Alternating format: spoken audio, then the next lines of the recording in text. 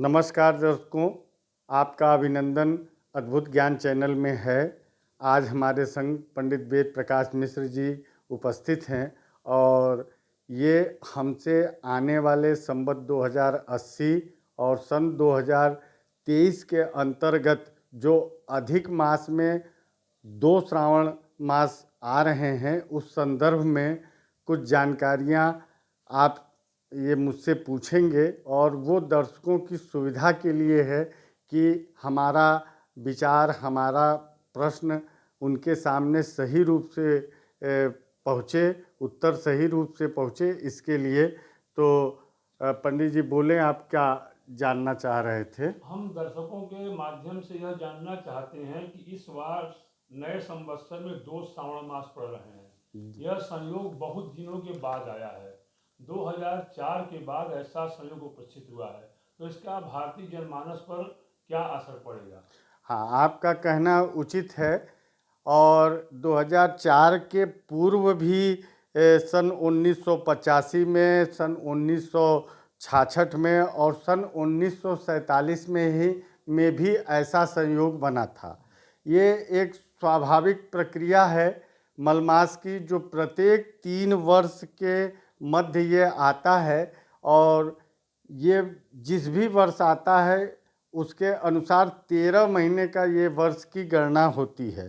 संयोग से इस बार 4 जुलाई सन 2023 से ये प्रारंभ होकर 31 अगस्त सन 2023 तक जाएगा, यानी 59 दिनों का ये श्रावण मास है।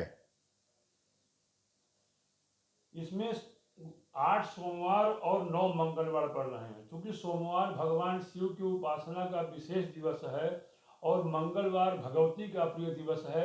इसमें दर्शकों को क्या करना चाहिए जिससे उनको जो यह पारमार्थिक जीवन है और भौतिक जीवन है, इसमें उनको किस प्रकार के उपाय करने चाहिए? देखिए, श्रावण का मान तो दोनों महीनों में समान रूप से रहेगा। इसकी स्थिति में 2-3 चीज़ें हैं जिनको मैं आगे स्पष्ट करूंगा। बाकी जहां श्रावण में शंकर जी की आराधना, पूजा, सोमवार का विशेष रूप से व्रत जो चतुर्दिक लाभ देता है, धर्म, अर्थ, काम, मोक्ष, इन सभी पक्षों के लिए इस व्रत का अपना महत्व है। चूँकि भगवान शंकर की महिमा और उनकी विशेषता, उनके प्रति श्रद्धालुओं की आस्था इतनी अधिक है कि अनादिकाल से इस श्रावण मास में जहाँ जहाँ पे स्थापित शिव जी हैं, एक उत्सव की तरह इस श्रावण मास को मनाया जाता है। इसमें भगवान शंकर की आराधना, भगवान राम की आराधना एवं जगह जगह शिव पुराण, रामायण की कथा और अखंड रामायण का आयोजन प्रायः हर जगह पे देखने को आपको मिलेगा।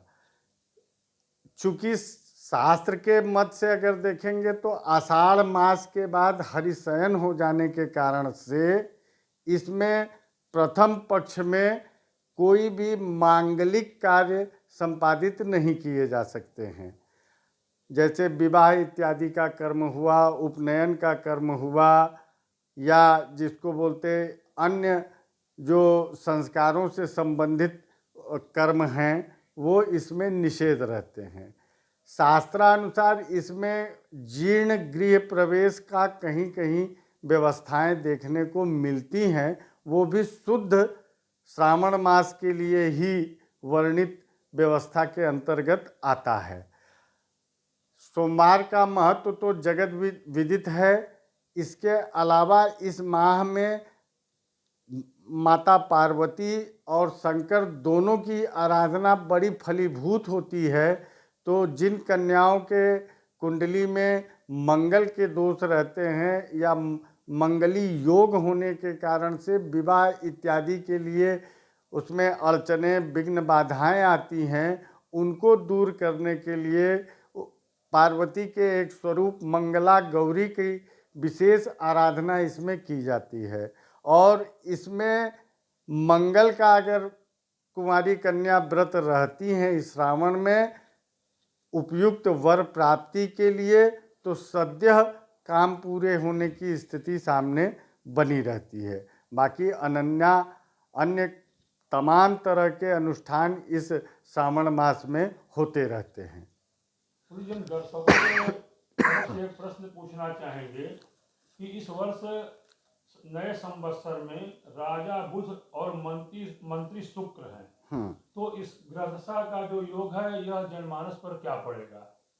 और भगवान शिव, चूंकि शिव के उपासक जो शुक्र की उपासना करने वाले हैं, उनके ऊपर भगवान शिव कृपा बहुत ज्यादा होती है। इस बारे में आपके क्या कहना है? देखिए, संवत्सर जो भी नया होता है उनका एक नया नाम भी होता है।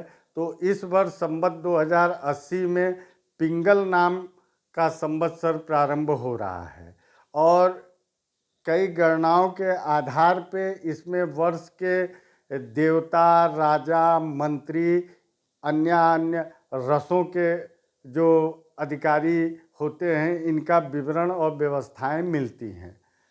बुधवार से इस संवत्सर का प्रारंभ हो रहा है, तो इसके अधिष्ठित देवता बुध ग्रह माने जाते हैं। तो बुध की जो विशेषता होती है, एक तो ये सौम्य ग्रह रहता है और इनके अंदर विद्या, बुद्धि, लेखन और जो आर्थिक पक्ष से संबंधित जो चीज़ें रहती हैं, धन का संचय, धन का वितरण, आय का साधन, ये सब किसी न किसी रूप से बुध के ग्रह के द्वारा ही संचालित किया जाता है। तो ऐसा समझे कि ये वर्ष बुध के मालिक होने के कारण से व्यावसायिक रूप से हमारे संपूर्ण देश या विश्व के लिए बहुत ही उत्तम जाएगा। बुध का एक पक्ष कृषि से भी है, जुड़ा हुआ है। तो हमारे यहाँ जो कृषि से संबंधित उत्पादन का कार्य है या अन्य चीज़ें हैं, इनका भी निरंतर उत्थान के तरफ ही जाने की स्थिति सामने बनती है। इसके पश्चात शुक्र का संबंध आता है। तो ग्रहों के आधार पर शुक्र सौंदर्य का द्योतक होता है। तो प्रकृति के अंदर सौंदर्य निश्चित बढ़ने की स्थिति रहेगी, उसमें पर्यावरण में सुधार आने का लक्षण, नए नए वृक्षों के पुष्पित पल्लवित होने के पूरे योग इसमें बनते हैं। शुक्र का सौंदर्य के संग व्यावसायिक दृष्टिकोण से देखा जाए तो आयात निर्यात का भी ये कारक ग्रह होता है। तो निश्चित रूप से अगर देश की अर्थव्यवस्था देखी जाए तो इसमें काफ़ी उन्नति होने के लक्षण हैं। अपने देश से निर्यात होने की स्थिति पूर्व वर्षों के अपेक्षा इस वर्ष अधिक से अधिक रहेगी, जिससे हमारा देश समृद्ध होगा और हमारा पूरे विश्व में अपना पताका, झंडा फहराने की स्थिति रहेगी। गुरुजी, बहुत से दर्शकों ने प्रश्न किया है कि गुरुजी के यहाँ ज्योतिष का कार्य कई सदियों से चला आ रहा है, उसके विशेष ज्ञाता हैं, तो क्या इस शंका का समाधान करेंगे कि अधिक मास, जिसे हम पुरुषोत्तम मास या मल मास कहते हैं, इसमें विशेष क्या कार्य किए जाएं जो जनमानस के लिए लाभदायक हैं? देखिए, ये बहुत ही महत्वपूर्ण प्रश्न होने के संग, लेकिन हमारे भारतवर्ष के अंदर धार्मिक प्रवृत्ति अधिक होने से लोगों को इस विषय में बहुत सी चीज़ों की जानकारी पहले से भी है। लेकिन ये पुरुषोत्तम भगवान विष्णु के द्वारा इस महीने का नाम दिया गया है और इसमें ये बतलाया गया है कि भगवान शिव की आराधना करने से, भगवान राम की आराधना करने से और तरह तरह के पुराणों को सुनने से, कथाओं को सुनने से, श्रवण करने से पुण्य की वृद्धि होती है। और अन्नदान, गंगा स्नान, जो हमारे जीवन शैली से जुड़े हुए धार्मिक कार्य हैं, इनको करने से लाभ होता है। ये मानते हैं कि पुरुषोत्तम मास में जितना अधिक से अधिक कथा का श्रवण किया जाए, भगवान का संकीर्तन किया जाए, भगवान के प्रति श्रद्धा भाव से रोज आराधना पूजन किया जाए, तो अन्य माह के अतिरिक्त इसमें विशेष लाभ की प्राप्ति आपको होती है। और सभी महीने में ये पुरुषोत्तम उत्तम मास की श्रेणी में आता है और 32 महीने 16 दिन के उपरांत ये मास लौटता है। लगभग 3 वर्ष, मान लीजिए 3 वर्ष के अंतराल के बाद अधिक मास की व्यवस्था मिलती है। मैं अपने दर्शकों से सामान्य रूप से ये बतलाना चाहूँगा कि इस भ्रम में न रहें कि ये अधिक मास और शुद्ध श्रावण मास, तो इसमें किसमें व्रत रहना है, किसमें व्रत नहीं रहना है, किसकी मान्यता है और किसकी मान्यता नहीं है, इस सब चक्कर में पड़ने की आवश्यकता नहीं है। इन दोनों महीनों की मान्यता श्रावण मास की ही है और जो लोग जिस तरह का अनुष्ठान, नियम, दर्शन, पूजन पिछले गत वर्षों में श्रावण मास में करते आए हैं, वो उसी तरीके से इन दोनों महीनों में श्रावण मास में सोमवार का, मंगल का या नित्य प्रतिदिन श्रावण की जो पद्धति है शिव आराधना की, दान पुण्य करने की, इसको करें और अपने जीवन को सार्थक बनाएं।